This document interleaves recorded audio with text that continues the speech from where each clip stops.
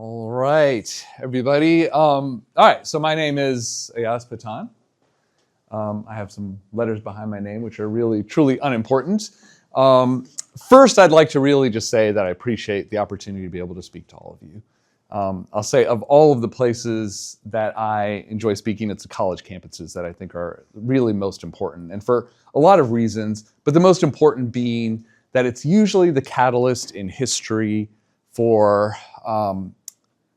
great movements, really in the world, right? So whether you're talking about women's suffrage or the Me Too movement, civil rights movement, or Black Lives Matter, the Green movement, all of these things really kind of were catalyzed on college campuses by students just like you. So while I enjoy speaking at places of worship and community centers and things like that, it was really the college campuses where I think it's really important. So again, honestly, you honor me by allowing me to get a chance to speak to you about this. And quite frankly, it is a promise that I made to many, many people as I was exiting Gaza, that I would share their stories, that I would share what I saw and what I witnessed, and bear witness to that with anybody that is willing to listen. So thank you to the MSA and SJP for having me here. Again, appreciate that. This clip picked up by NBC is, you can see Baby Reen was the sole survivor of this strike. This is a picture I snapped of her. I'll give you a little bit of an update of what I have on her at the end.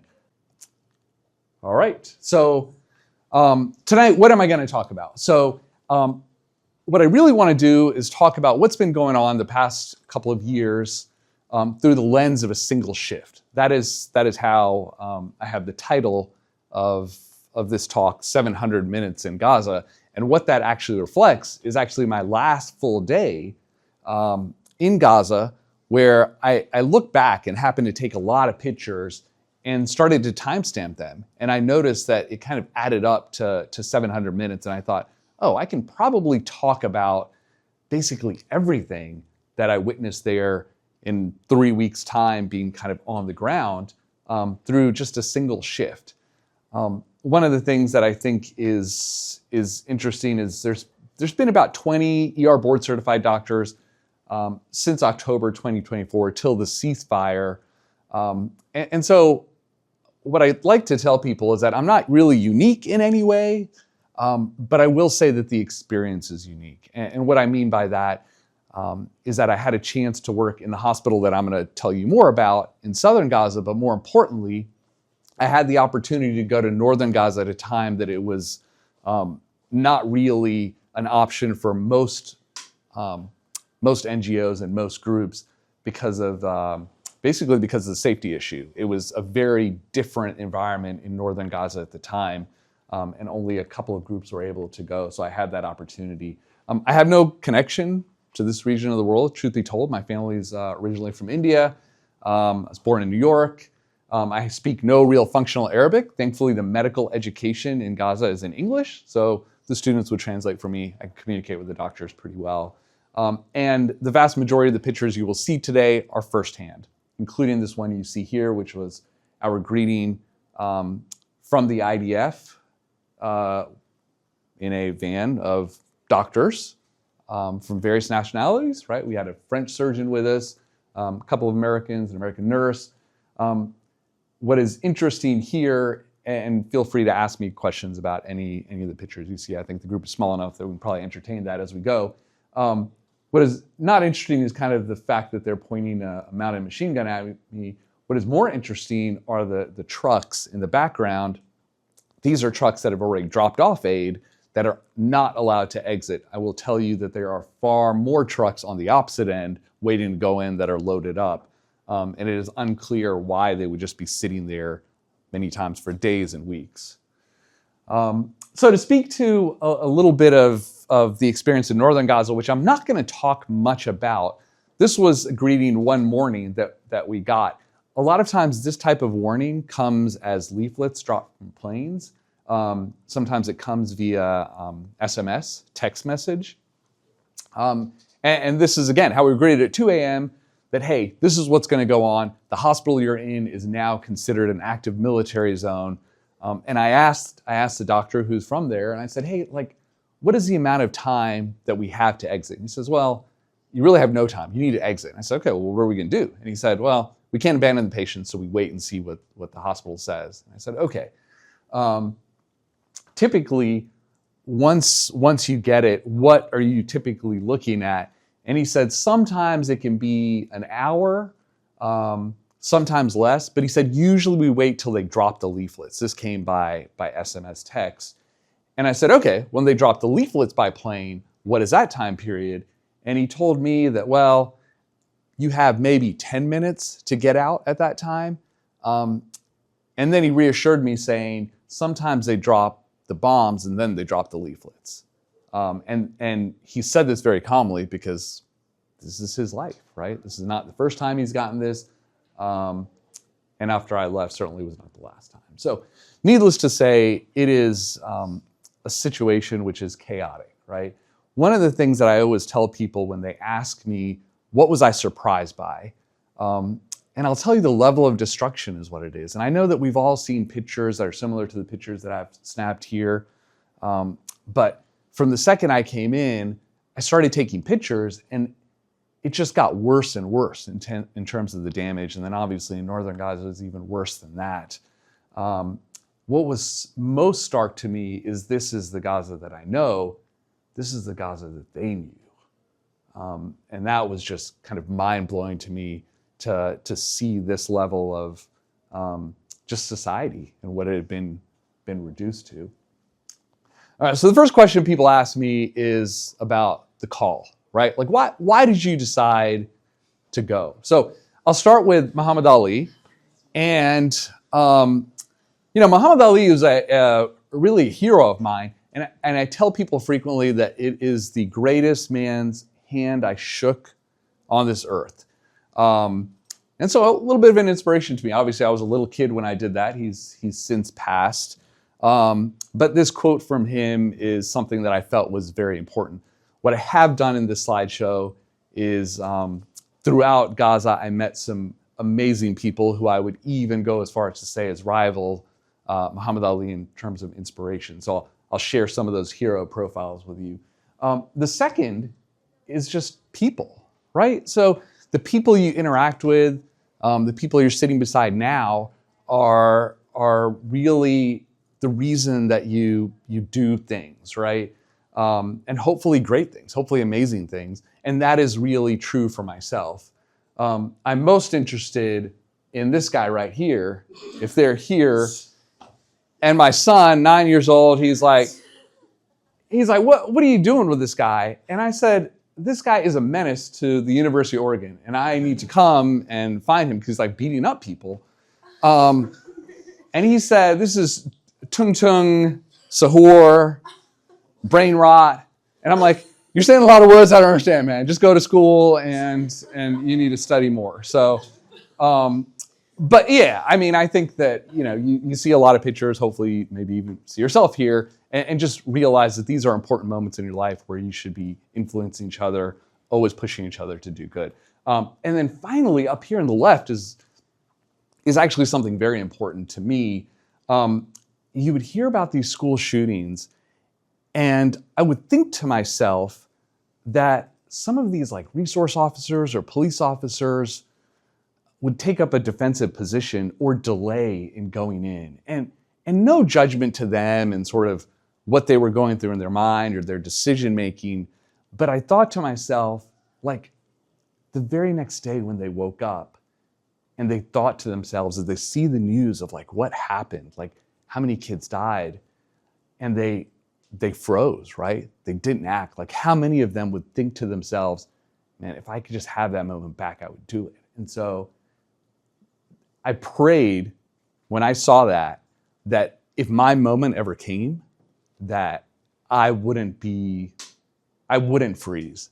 And so that's the discussion that really I had with my family, my wife, and saying, this is it, right? Like I've posted enough on like social media.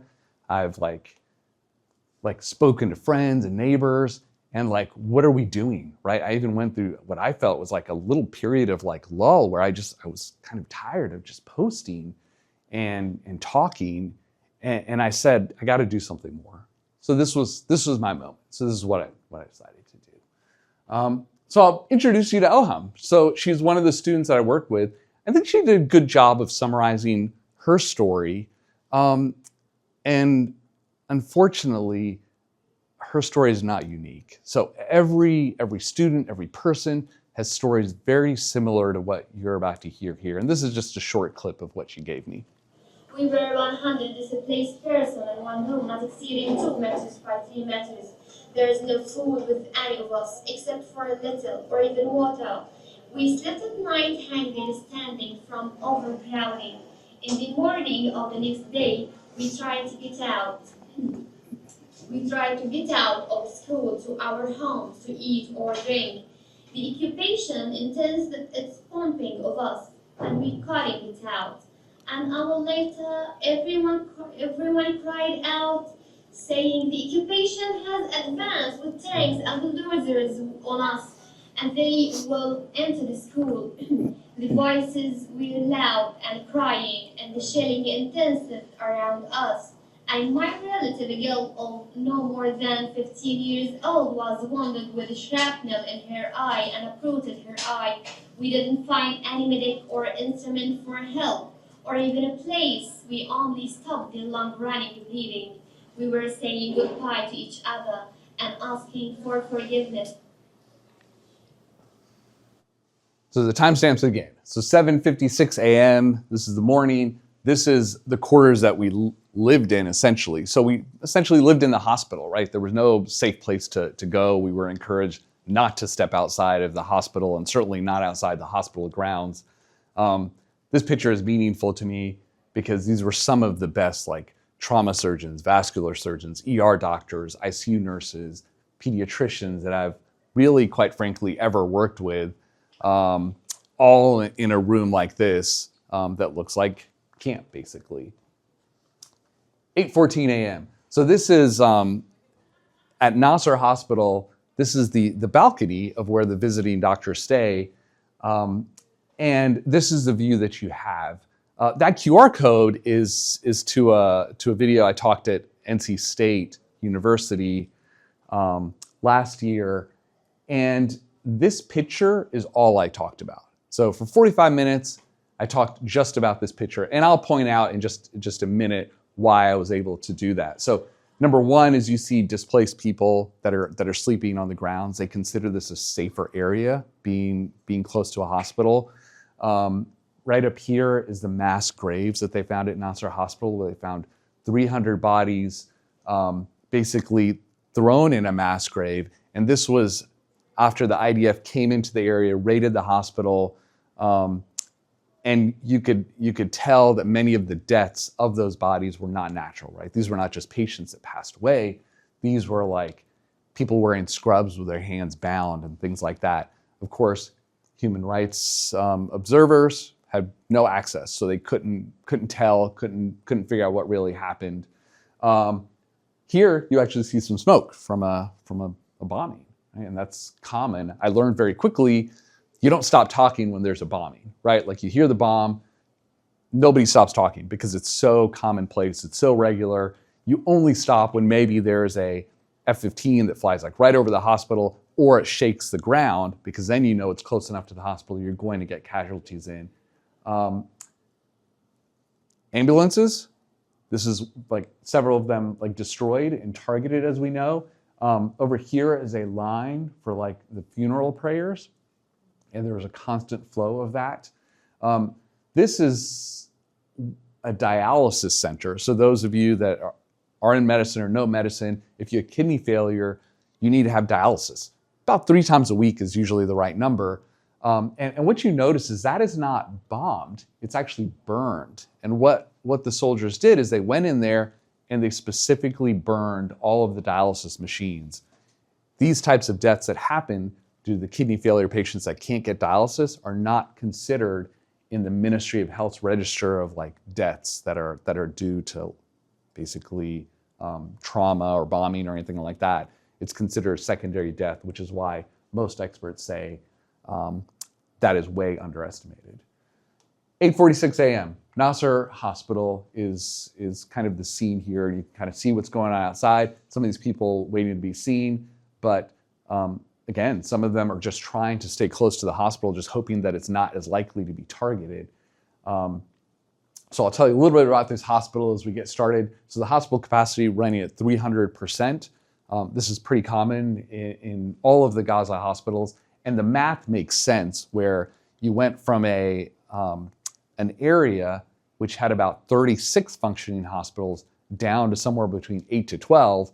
So you do the math on that and then you see what you got. So we were seeing sometimes 1,000 patients a day. Just by comparison, at Riverbend, they're seeing 240 patients a day. And that is a busy hospital. So there's not a hospital in this country that sees 1,000 patients a day, just for context. We're seeing it out of 30 beds in that department. So as you can imagine, that is chaos. The only reason we're able to do that is Doctors Without Borders, MSF, we're supplementing with tents outside to see a lot of patients. Riverbend, by comparison, to see a fraction of those patients are doing it in over 50 beds. We had only 5 operating rooms at Nasser Hospital. And as you can imagine, a lot of the patients needed to go to the operating room. Riverbend has 24 operating rooms. Largest hospital in Gaza, always with an asterisk, right? Because hospitals are shut down. So you can go from the busiest hospital in Gaza to not functioning and then back up, which we saw here.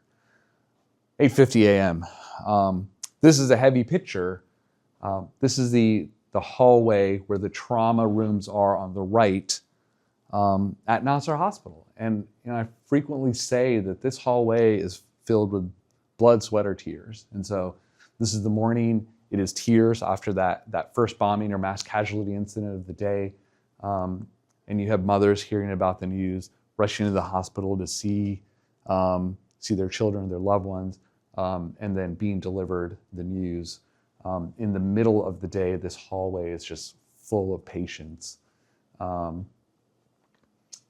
All right, so I'll start with my first hero profile here. So Dr. Abu Salmiya, he's the head of Al-Shifa Hospital, and he was taken into custody kind of very early. So this is in November. He was later released, and so you must think, all right, well, this guy was kept for like months and months. Well, what did they find? Well, they said that he was held by the unlawful combatant law. So it's kind of a catch-all term to say this is why we're going to hold this person. The evidence provided, none. They had zero evidence. That's a little bit of a theme. What are the charges they filed? None, right? But what happened to him, you kind of see him pictured on the right there. He was telling us all these stories about what he saw there, what he dealt with, the abuse that he had, again, with no charges, no evidence. The one thing I'll point out about sort of the 3 heroes that I profiled that I had the privilege of meeting is these are all physicians with means. And early on, if you had enough money, you could probably exit through Egypt with smugglers or whoever it may be. All of these men chose not to leave. They chose to stay with their people. And these are the prices that they paid. 9:55 a.m. So one thing to remember is we talked a little bit about the secondary causes of death. This is an example of someone, right? If you have a blockade on food, you have a blockade on medicine. That means that if you have diabetes or high blood pressure, any of those things are going untreated as well, right? So this is a patient who's severely dehydrated, diabetic, not in good shape. And so as we talked about, the access to medicine and supplies are just a big problem, right? And again, even though I'm not talking about the North as much, I'll mention a story from there. Does anyone have any idea what this is? Yeah, so it's what type of catheter? Yeah, it's a Foley. So it's a urinary catheter. That is not what that should be going to, right? That's just like grocery bag or something, right? It should be going to a sterile bag. But again, you do what you have to do. This is a child who came in a bombing, and you see a couple of things going on here.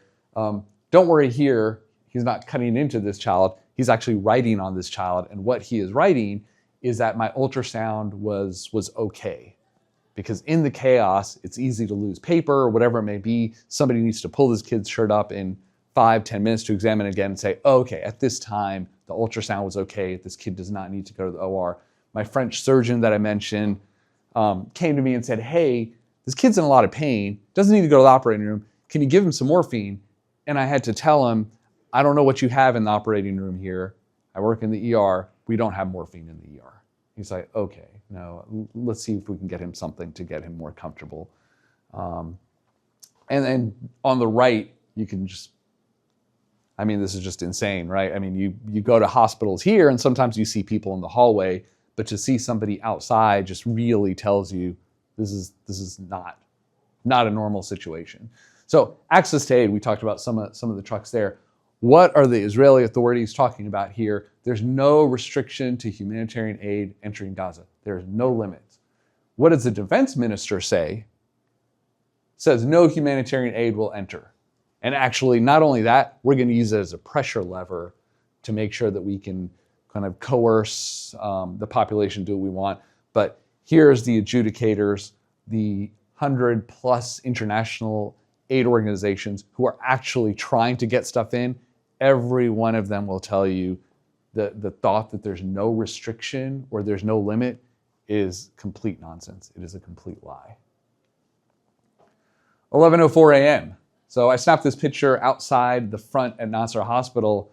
You can read about the sniper attack that happened sort of in this area where there was a building across from where essentially this kid is at. And snipers were in that building and they were shooting paramedics, they were shooting patients trying to get in there, shooting family members. But that's the area that we're standing in right there. So what I want to highlight here is really just about the children. So 20,000 children lost. And lost is not a euphemism for dead or killed. It is, we don't know where these kids are. That means they may be arrested and in prison, they may be buried in the rubble or graves, or they're just simply separated, right? Like they're just like nobody knows where exactly this child is. That's on top of the number of children that have been killed. And all of you have probably read or heard stories about children, the amount of children amputees that we're seeing. And that is all talking about what actively they're dealing with. This is actually a stat that is very worrisome in the sense that without food for growth, you're talking about size, but you're also talking about brain, right? So brain development and things are very important at this age. All right, 12:16 p.m. So we crossed over into the early afternoon. This child was shot. This is a preteen. In the New York Times, one of the colleagues that went for Osidwa, he did an op-ed. He was a guest op-ed and looked at a survey of what did we witness while we were there. And these numbers are staggering, right? 80% plus saw multiple cases, children shot in the head or chest, right? And what a good sniper will tell you is that these things don't happen by mistake, like especially in a child, right? To shoot a child in the head, you have figured out like that is a child, and then to take that shot. We would see things that were clearly intentional, and some leaked information from the IDF suggests that they probably think all of this is true, right? You would see kind of a slew of children that were first shot in the right leg, the next day they'd be in the left leg, and you almost wonder, like, are they just playing games? United Nations, no child should grow up in fear, yet no child is free from fear, pain, and hunger in Gaza. And then I think UNICEF really says it best. It's the most dangerous place in the world to be a child when we talk about children and what they go through. So, all right, so we're past noon, lunchtime in Gaza. What are we talking about? So the prime minister said there's no starvation in Gaza. It's like nonsense. It's a bull-faced lie to say that there's any campaign of starvation. Yet the authority on it said that the highest level of famine, phase 5, is present. And that almost 40% are going days at a time without eating.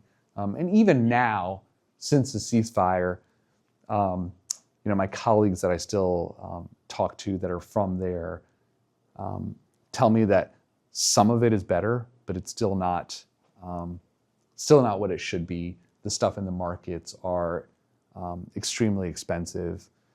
In my experience, especially in northern Gaza, there definitely is no lunchtime. We had privileged access to food. So the hospital would make sure that we had the ability to get food. That usually amounted to one meal a day, and sometimes not. So my time in northern Gaza was about two of the weeks that I spent was in northern Gaza, and I lost about 15 pounds when I was up there. And that's just kind of a fraction of what the people who have been there for like months and months and months were dealing with and what they lost. Next hero profile, Dr. Abu Sofia. So head of Kamal Adwan Hospital. The hospital was raided at the end of 2024. I'm sure many of you kind of know this story. This was a hospital that had the only functioning neonatal intensive care unit in northern Gaza. He was abducted and still remains in prison today. This is the iconic picture of him wearing his white coat, walking out to the tank, and that's when he was abducted and again still remains. What was he charged with? Well, this is it, right? Enemy combatant law. That's how they're holding him. What is the evidence they provided? None. Multiple organizations have said, hey, we've worked with this guy. We know this guy. We have healthcare workers that have worked alongside him. There's no reason to be keeping him. What has his lawyer said? All of these things. And this is kind of the most recent report of severe torture that he's being put through there. So these are some pictures that I took at various hospitals. This video you'll see is actually from the neonatal intensive care unit when Dr. Abu Sofia actually toured us and showed us the hospital.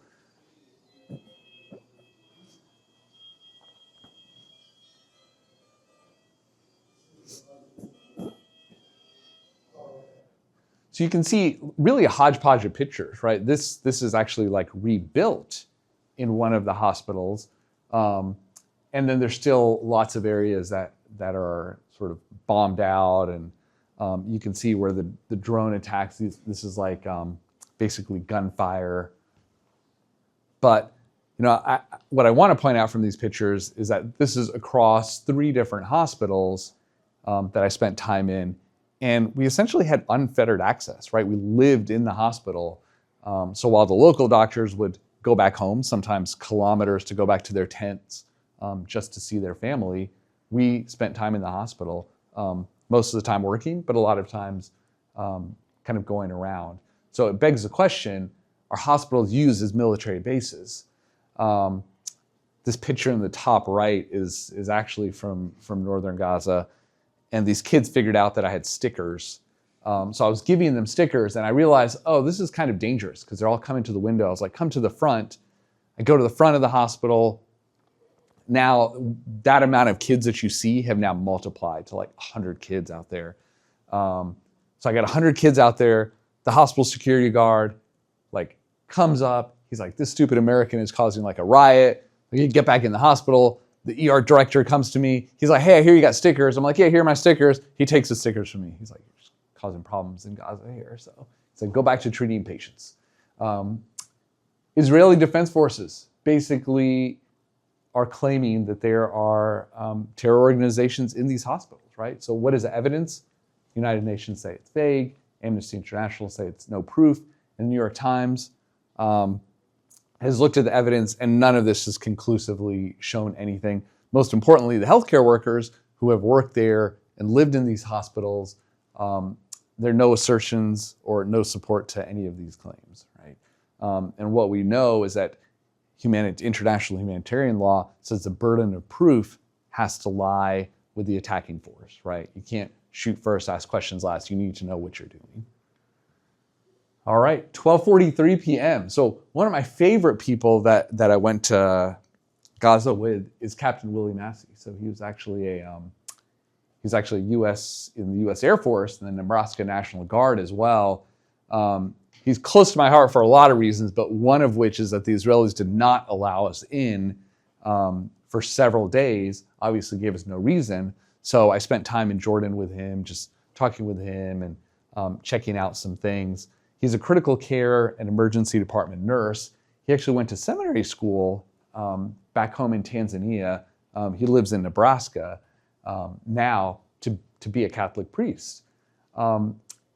And I still remember when we entered Gaza, he had been there a few times before. And this was like years ago when the situation was better. So he knew people. So he had like heavier bags because he had stuff he wanted to bring into people. So as we were crossing the border, and this is like the high fences. So when we talk about open air prison, this is exactly what we're talking about. So as we're walking, he's a little bit slower because he's got some bags. The rest of us kind of walk through the gate. And then somebody comes on the speaker and they say something to him and they say, stop. So he like stops, I turn around and then they say go. And then he like walks and they say stop. And they do that 3 or 4 times. And then they start laughing at him and they call him a Gaza slave. And if you ever get a chance to meet him, he'll recount that story for you. 1:03 p.m. So the only picture actually time-stamped here are these 3. That one was taken in northern Gaza. This is the times that you actually find me smiling when I'm taking pictures with the press. I'll be honest with you. These guys are the real heroes as far as I'm concerned. Like, none of us would know what is going on if it wasn't for them, right? And you know, when we hear a bomb, we go into the department to prepare to receive those patients. These guys, when they hear a bomb, they're running to the location. And just quite frankly, they are trying to document a genocide that they're also trying to survive, right? Because they don't allow press in. These are people from the area. Their families are there. And yet they're doing all this work. So yes, I absolutely loved it. Every time I saw one of these guys, took a picture with them. Like, I don't even know what I'm doing up here. I'm like throwing up some gang signs with this guy. But the media workers. So this is kind of what we're seeing, right? It's like the number that are killed, injured, missing, arrested. Again, as you can imagine, without any real charges, directly targeted. And that's just too numerous to count other things, right? Like cyber attacks or killing of family members, or just these numbers become too staggering and too hard to figure out what's going on. But this is kind of the bottom line. It's the deadliest period just in history for journalists. This data comes from the CPJ. So let's talk a little bit more about the press. Again, these guys have done amazing things. So, what do the Israelis say about the press? They never target purposely journalists. Now, what do all the other organizations say? There's like ample evidence to show that they are absolutely targeted. And if you are interested, New York Times did an amazing video investigation of this right here, which is the balcony at Nasser Hospital. And what you see and what you guys have already read and probably heard about here is they were basically with a camera, they were journalists, they were targeted. And this is like right after you see the destruction. So this was right after they were targeted, and yet they were struck again. لا حصل الآن يا الله راح الدفاع المدني قتلوا الناس راح الدفاع المدني قتلوا الناس استهداف كبير الآن كما تشاهد. So when we talk about the fact that they were targeted, and then when people came to help them, they were targeted again, this is something known as a double tap strike, which you probably are more familiar with now. This Plus 972, which is an Israeli magazine, did a expose kind of on what they found with this. So what we know about a double tap strike is it's a military tactic, right? So So it is designed to essentially come after people that go to the area. And as we talked about, what does the press do? When they hear bombing, they run to the site, right? They are there to document. So it's journalists that you're getting, first responders, medical personnel, other civilians, family members that are trying to help them. What they got is an IDF source, which basically said, yeah, I mean, we use this technique. I mean, this is a technique that is like pretty useful if you're trying to stop efforts to save other people. And as you can imagine, it's considered a war crime. But the Israelis are not alone, right? So we as a country use this for the boats, the Venezuelan boats. Like, we are destroying the boats, people are going in the water, and we're striking again. We've seen this in Iran. Very specifically, you've seen this at the Minhab school, where they struck the school. The children were taken to a prayer area, and they struck that area. So again, a war crime, and you're seeing it used kind of over and over again. And then probably one of the kind of better documented case. Has anyone seen this movie? So like, this is now like on streaming, like Hulu or whatever. So I would definitely encourage you guys as a group to probably do a screening of this. This is an area where this happened to Hind Rajab, and her family was killed, and then she was eventually killed. And especially for our first responders in the room, like, it is a movie that takes place in the call center. Like 100% of the movie is in the call center, and it essentially documents the first call in, and then the hours it took to try to go get her, and kind of the strife and chaos that happened in that call center between the 911 operators who wanted to send people immediately, and the director who was saying, we've had so many first responders killed, we need to secure the area. And it unfortunately ends exactly how most stories in Gaza end. So definitely encourage you to see that. All right, Dr. Marwan Sultan. So my favorite, he's posted here. And as I mentioned, there were a lot of people that asked me to tell the story, which again is why I'm here. He was probably, I would say, the most forceful about it. He was like, hey, thanks for coming. You did great work while you're here. It's time for you to go. But he said, your real work now begins. Like, you are exiting Gaza. Your plan is to exit Gaza. Now is when your real work begins, not when you arrived here. Renowned cardiologist, one of two in Gaza. On the 2nd, so a little less than a year ago, his home was targeted.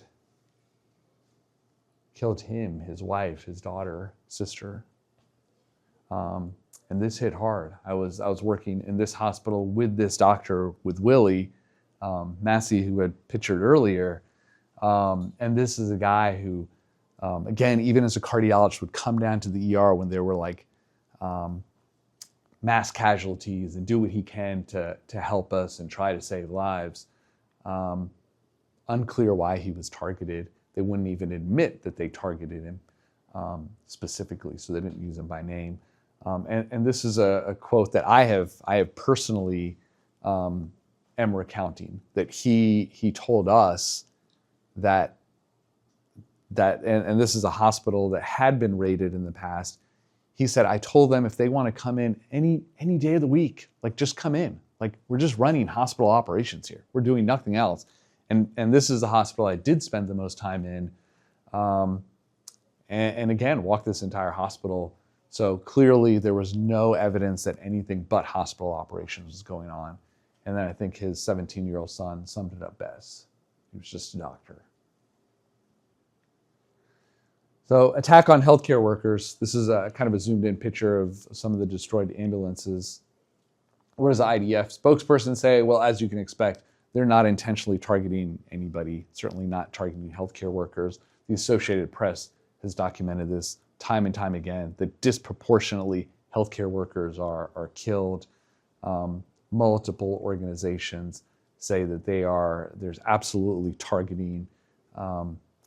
And this New York Times video analysis is really, again, sort of a much watch or much must listen to. It recounts where there was a attack on an ambulance. The second ambulance came in, paramedics are walking away from where the IDF soldiers are, and they're fired upon. They're all wearing proper reflective gear. They're not carrying anything that is concerning. The lights on their car were on to signal they're an ambulance. And despite walking away from them, they're fired upon for like 7 or 8 minutes straight, right?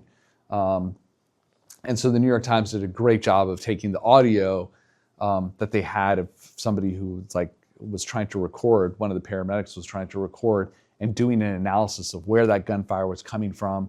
And then when you fire upon a bunch of paramedics and you have an ambulance that you have now destroyed, you would think it's probably time to call in investigators and say, hey, I don't know, we may have screwed up. These guys are not armed. But that is not what happened. What happened is they called in a bulldozer and they bulldozed the ambulance and the bodies into essentially would be a mass grave, covered it up, and it wasn't found till later. All right, 1:22 p.m. to 1:25 p.m. where these two pictures are taken. The calm and the storm actually sometimes come together. These are two of my favorite doctors. One's an anesthesiologist. The one that's looking away. This is Kaji. She's a vascular surgeon who's British. Miriam is the one that's looking away. This is a journalist that they were sitting and talking to. Miriam is looking away because she hears a lot of chaos going on. I snapped this picture and I realized the same thing and left. And I felt bad because I didn't even say goodbye to the journalist. But for my first responders, this is a video. I had already made it into the ER preparing to accept patients. This is a video that Kaji took. She has Miriam in it, and this is essentially what it looks like trying to bring patients to the hospital.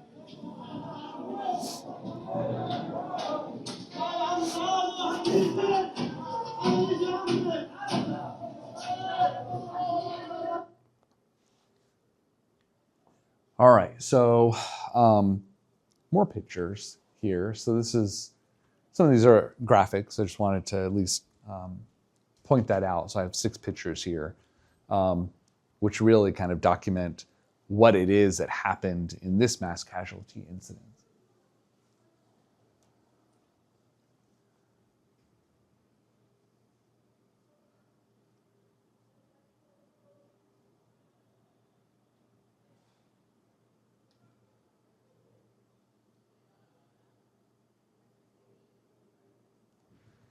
And you see a couple of these kids on the ground, and it wasn't that they were on the ground because they were already declared dead. They were on the ground because there just isn't space, there isn't capacity. You have to treat them where you can treat them.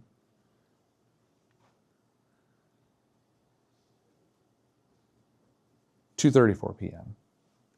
So this is a 6-second video, and I was taking care of one of the kids, and I heard some chaos. And as you know on your iPhone, if you just kind of press and hold the button, you can actually record. And I didn't know what kind of walked into the door because one of my colleagues was at the door. And this is what I caught in this video.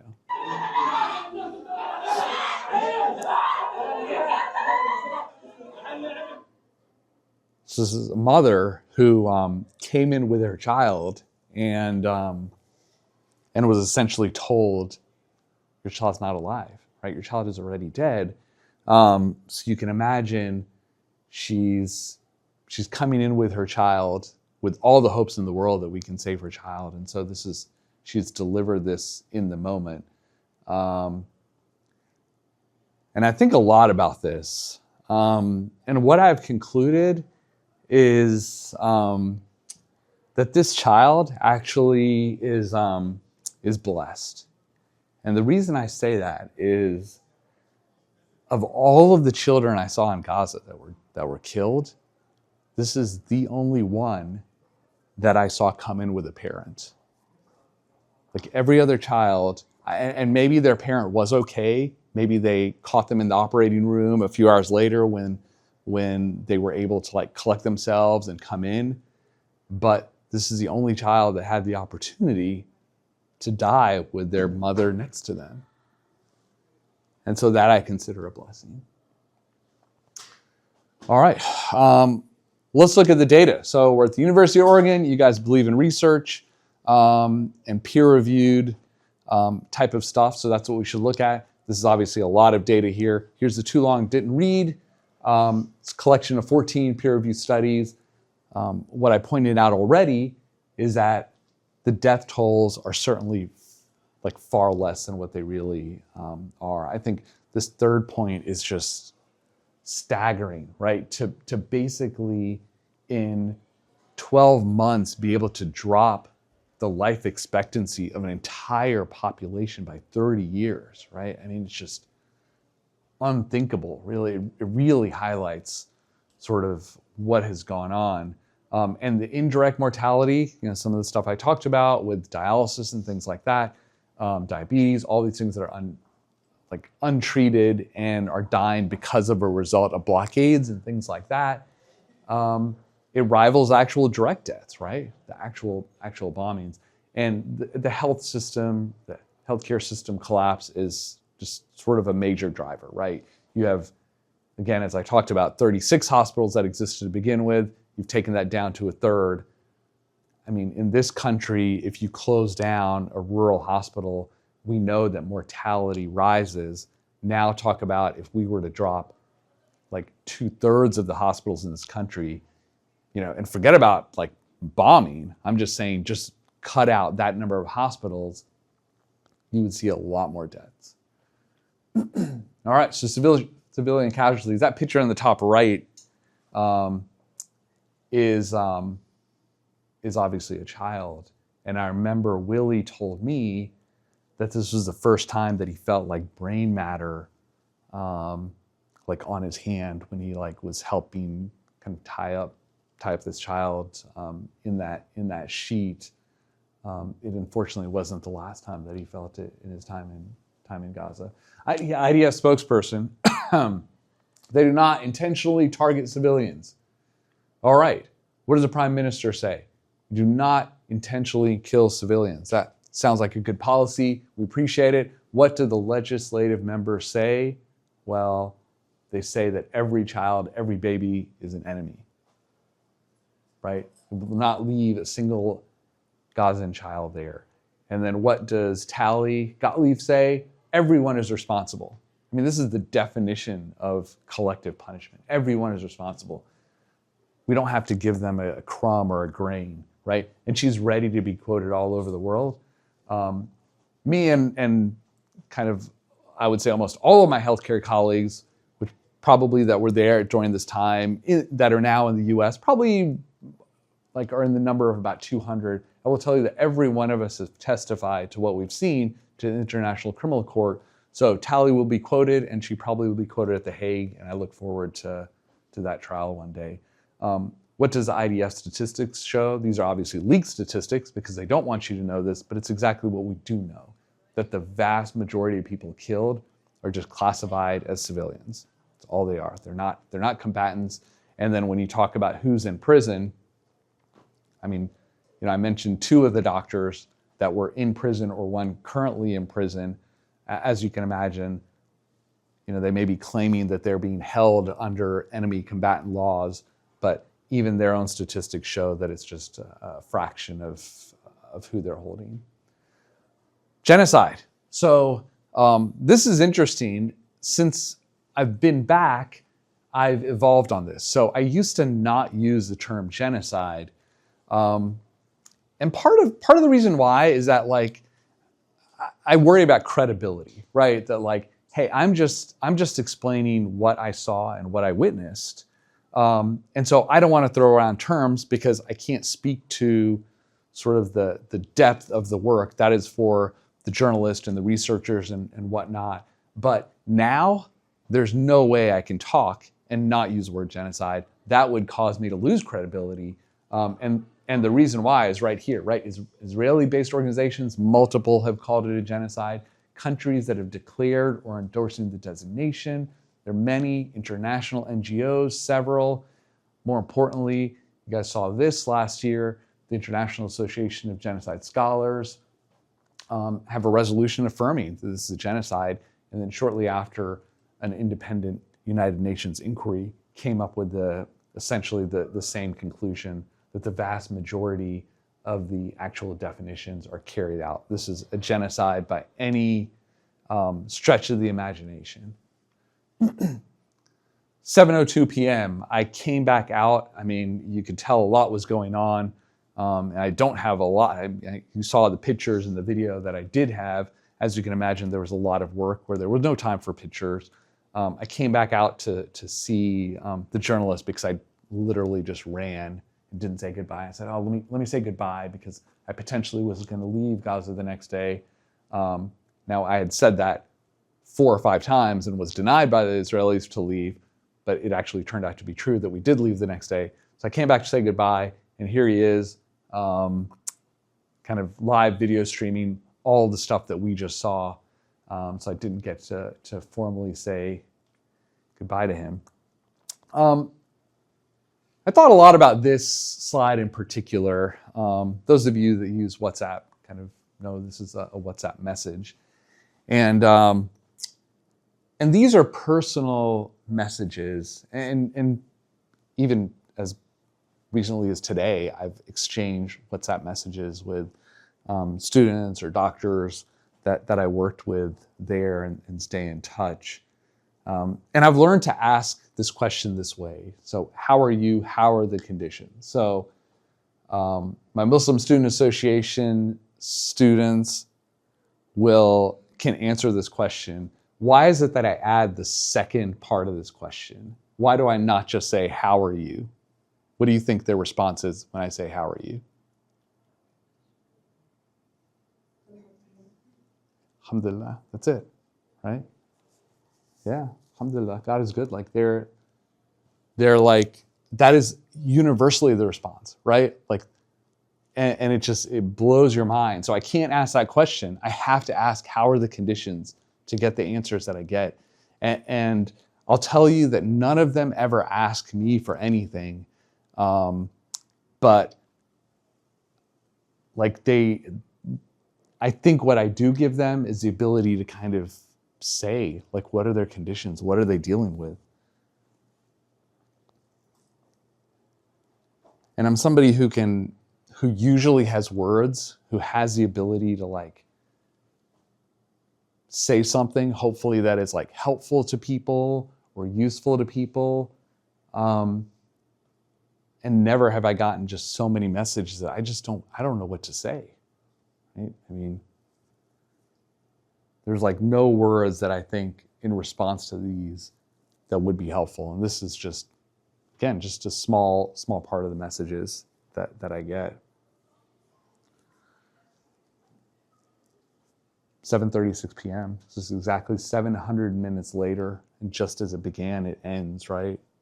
And maybe it ends for me in terms of my shift or my exit, but it doesn't end for them. Like they're more kids, more mothers, more fathers rolling in.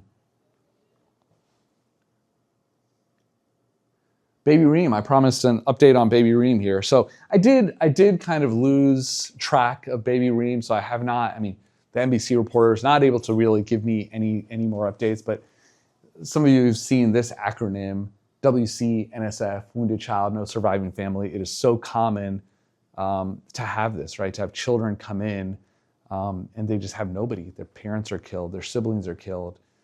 Thankfully, they did find a grandmother. So a year ago was the last I kind of got a little bit of an update. And this is sort of what the grandmother says. They're all gone, right? And she's older and doesn't consider herself as like somebody that can support this child, right? I mean, she knows that like her time is limited and Reem is the only one that remains of the family. All right, Dr. Ali. So absolutely one of my favorite doctors. I still communicate with him very regularly. And I said a lot of times when I'm talking or speaking to people, they say, what is it that they can do, right? We're sitting here, we're feeling these emotions. Like, what is it we can do? And he said, okay, I got you. I'm gonna put something together. So he made this video. You'll hear in the background the drones, which is kind of a constant noise that you'll hear. But I think his words are pretty wise. Feel free to follow him on Instagram. He always has got some up-to-date content on what he's dealing with. So. This is needed for all the leaders and good from the north and Gaza and the recipients to all people since the beginning of this war. And I'm talking to you from the rubble of al-Shabaab, as you can see. My message will be to everyone who's asking, how can I help? How can I support? I think there are endless ways of supporting and helping that can be very effective, but I want to focus on 5 things that could be the most important. First one is boycott, divestment, and financial disruption of any institution, organization, or company that supports the acts against humanity. 2. Reach out to media and talk about Palestine and people in Gaza. 3. Fundraising to people in here is very critical because people in here are in desperate need of help. 4. Educate the community about Palestine and the reality behind Palestine and Israel, because education is the foundation of activism. 5. Reach out students, graduates, and postgraduates in here. Help them to make their dreams come true, because this is the best way how to build a nation. And always remember that Martin Luther King once said, injustice anywhere is a threat to justice everywhere. You are the one who can change. Do not give up. Do not stop protesting. Because Alice Walker once said, the most common way people give up their power by thinking they do not have any. You are the power. You are the one who can change. Thank you.